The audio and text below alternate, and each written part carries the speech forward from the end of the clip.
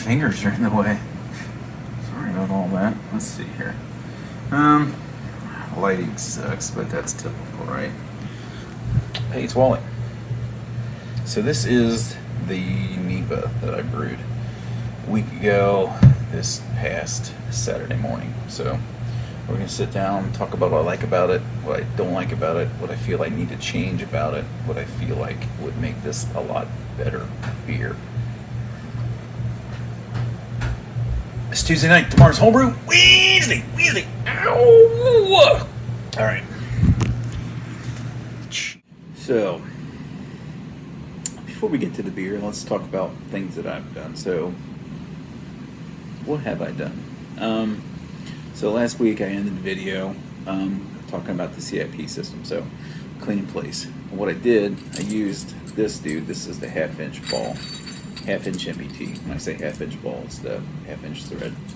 And the Blickman pump pushing cleaning fluid through boil kettle into the counterflow chiller and back up just didn't have enough oomph to do it. So I switched over to the smaller one, and this is what I use to clean kegs. I hook it up to my keg washer, which is a sump pump in a bucket, right? And it worked, not as well as it needed to.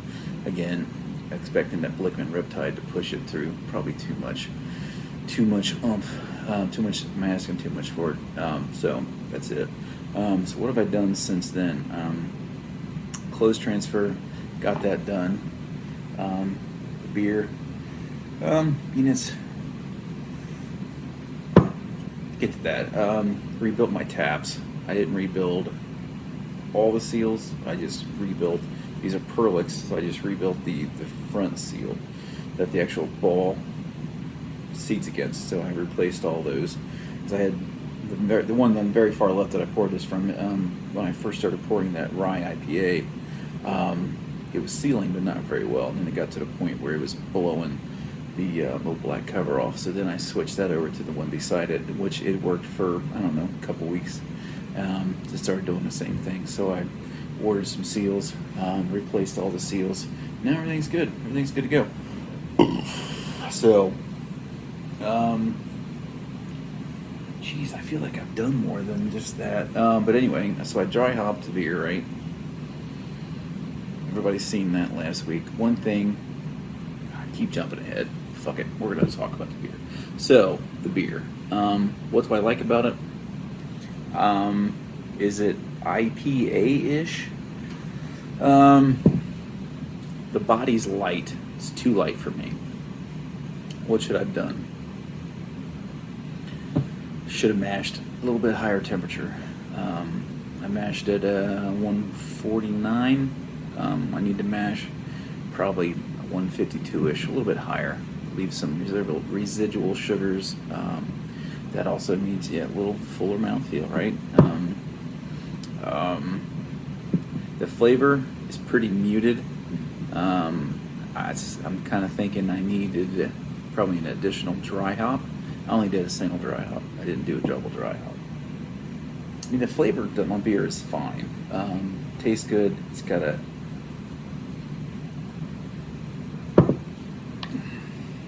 it's fruity. It just needs more body. I don't know if that will come with a little bit better carbonation. The carbonation is good. It's not where it needs to be. So the body can come from that also, along with your mash profile. I'm not real happy. The bittering's good on it. It seems like it's a lot higher than than I think it's 38-ish IBU that I had estimated. So and that's not a bad thing. It's just if the body was better, mouthfeel was better. I think that the perceived bitterness would be different if there was some sweetness there. It dried out. It went down to 10-10. It's dry. It's bone dry, which is not really what I want. I don't say it's per style, not per style. So what I should have done is mashed higher, double dry hopped. probably water profile. I don't know enough to really say I should change that or not. I use the water profile from, oh shoot, what is that? Brewfather, I think is what I started using. So that's that. Probably, I'm not real happy with the color. Yeah, the color is not bad. I wanted more of an orangey, less of a brownish color to it. Let me see if I can backlight this and do some fancy shit for you guys. Let's see what happens here. But it's not bad color. It's not the color I was wanting. But maybe what I do next time is just say go with Pilsner malt or Golden Promise, something that'll give me a little bit different color than this. Because someone could probably make the argument that it's oxidized, but it was pretty dark. It's lightened up a lot during fermentation.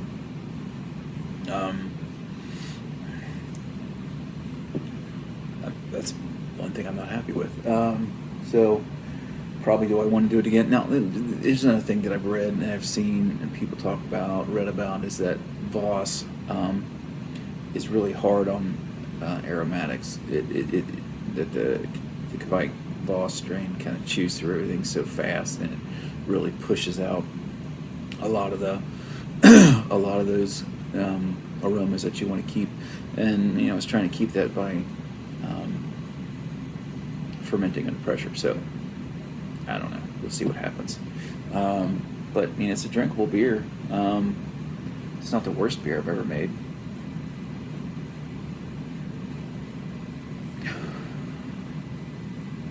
Maybe give it a few more days and we'll see what happens. I'm throwing it down my pie hole pretty quick just talking to you guys. As far as clarity, yeah, it's pretty clear beer. There's nothing really floating around in it. I don't know. It's not bad. Thinking, yeah, I can't dial back the IBU and say that would fix it without having a better mouthfeel, because the two, I think, work in tandem with each other. You can have more IBU if you got residual sugars. You can have more IBU if you got the fuller mouthfeel, and so that's where I'm at with that. It's not bad. It's not really bad at all. It's not what I wanted. It's not what I was hoping for. The smells during fermentation were awesome. It's really good.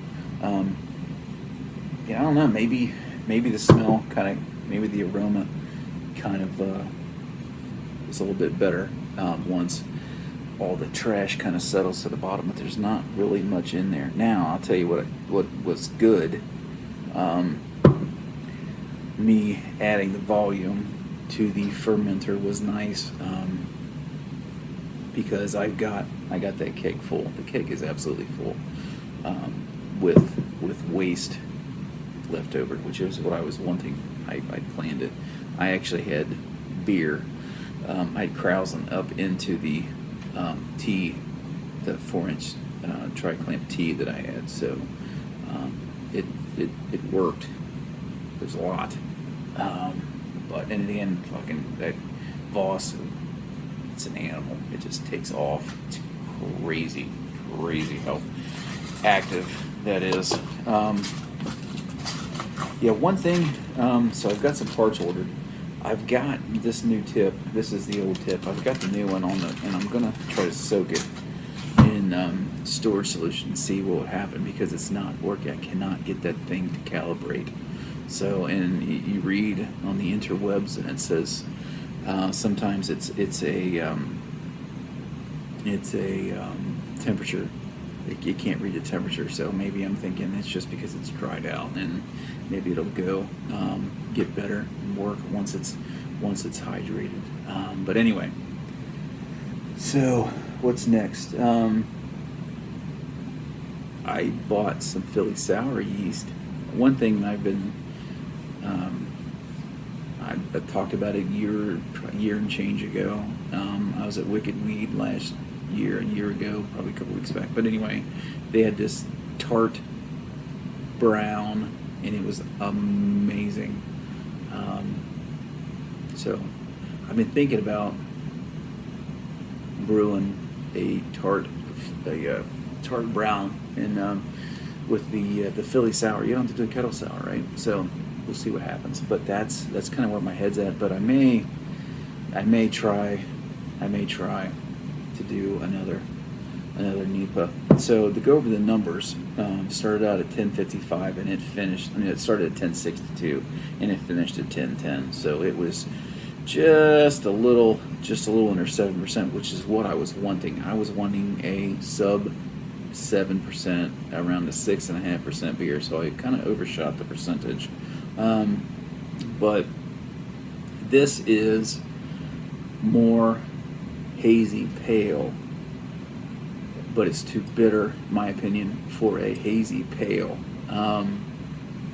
With the flavor and the aroma, I could say it's like a no-coast hazy pale, but I think it's just a little too bitter.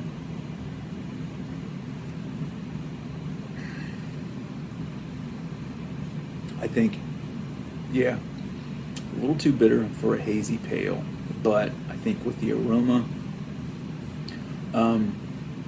because the aroma, it's there, it's just not pow in your face. With the flavor and the aroma, it's more of a no-coast kind of IPA-ish pale ale, but that's where I'm at.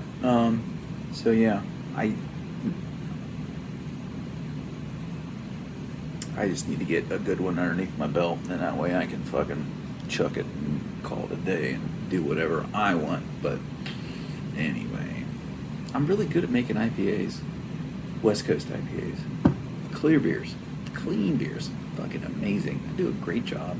Pat myself on the back. I'll break my arm patting myself on the back. But all joking aside, I do a good job making regular beers. I just this style.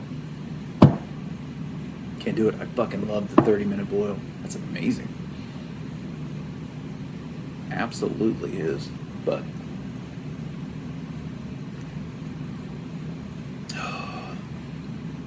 we'll see what happens. All right, boys. Next time, talk to you maybe next week. I don't know. I am super old school with Homebrew Wednesdays. I mean, you're not going to get a whole lot of brewing footage from me. You're not going to get a whole lot of how-tos from me. So, if you're waiting for me to set up 2 cameras, have how-tos, it's not going to happen. It's not going to do it. I'm conveying to you what I've done, what I've learned. You're going to get some brew day footage. You're going to get some other stuff, but it's not going to be in the lines of some of this other stuff that you see where people are breaking it down to the nth degree. It's not my style. It's not what I do. This is old school Homebrew Wednesday. Me talking to you as if you're in the room. All right, guys. That's it. Cheers. Peace.